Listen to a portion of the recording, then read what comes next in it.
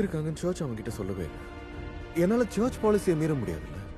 அதனால நான் அவனுக்கு அந்த இன்ஃபர்மேஷனை வாங்கி கொடுத்தா அவன் எனக்காக என்ன வேணாலும் பண்றேன்னு சொன்னான்.